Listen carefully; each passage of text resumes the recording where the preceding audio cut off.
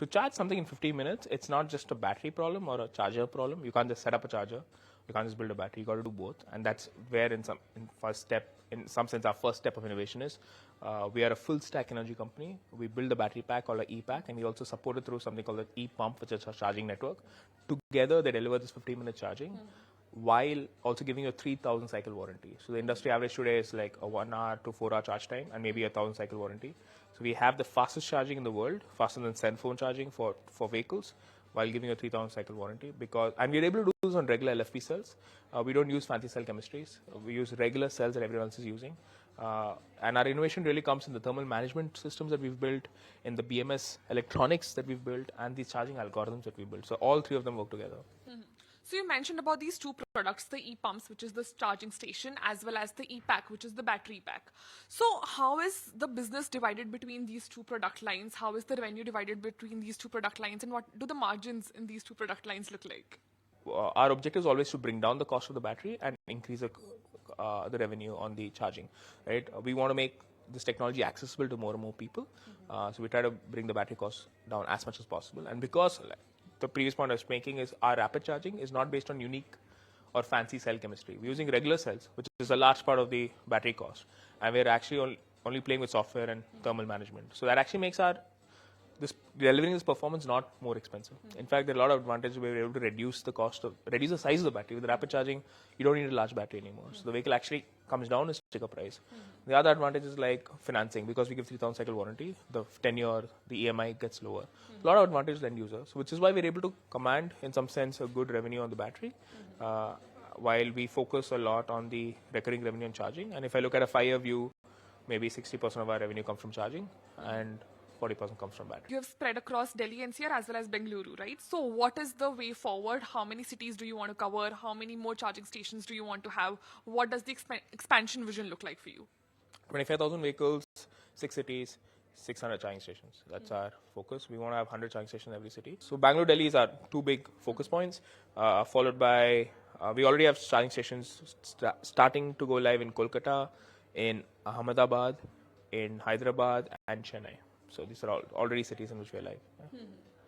And talking about the particular event at which we are present today, the OSM and the Exponent Partnership, could you tell us more in detail about this? What does the partnership entail like? And where do you see the vision of this partnership in the next 2-3 years?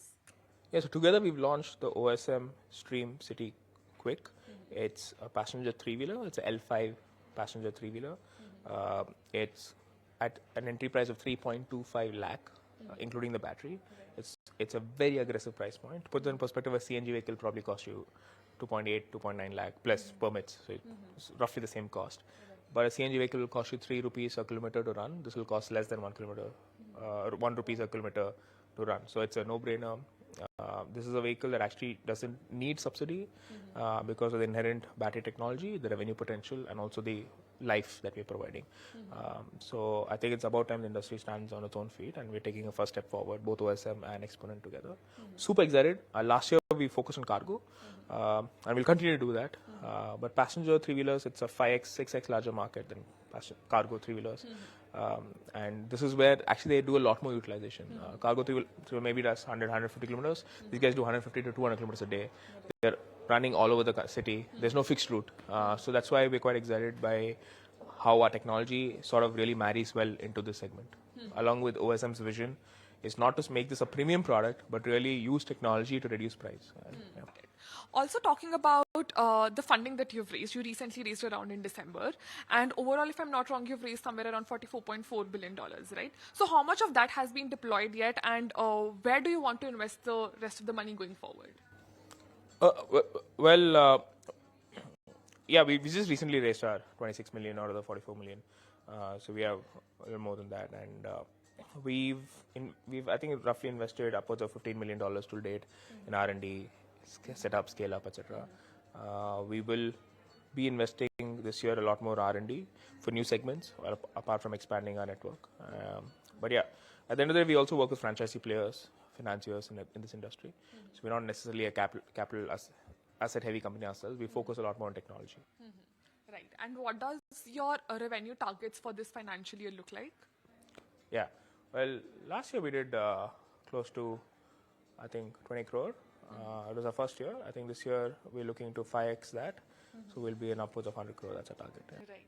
So you mentioned about industry bringing in new technology, about government helping in terms of subsidies and the interest that the customers are showing. How does the Indian market stand as against the rest of the world when we talk about electric vehicles and electric charging? That's a really good question, right? I think a lot of people, India has got this bad habit of trying to inherit tech in the past. We must realize the last time vehicles were built, India wasn't a free country. So we always said, oh, German technology, Japanese technology. But this time with EVs, there's a global reset. No one in the world knows how to build EVs, but India is actually taking lead. Like fintech with UPI, India has been world leader. With EV, India will be world leader because the constraints here are so much harder. If you look at the grid condition, the road condition, the temperature conditions, the price points, it's such an aggressive, over-constrained problem statement. You really have to innovate. US, Europe, oh, I'll just give you a larger battery. Why? The market can afford it. Park at home, charge at home. You don't even need fast charging. You can do public charging only on highways when you're doing road trips. So on-hour charging, good enough, right? So those markets are just far more lenient towards lower technology, higher prices. India is not. India, most segments can't afford more than 100 kilometers worth of range, right? So India needs really small batteries.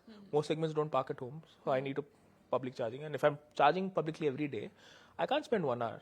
Like imagine going and standing somewhere 1 hour every day. You wouldn't adopt that tech.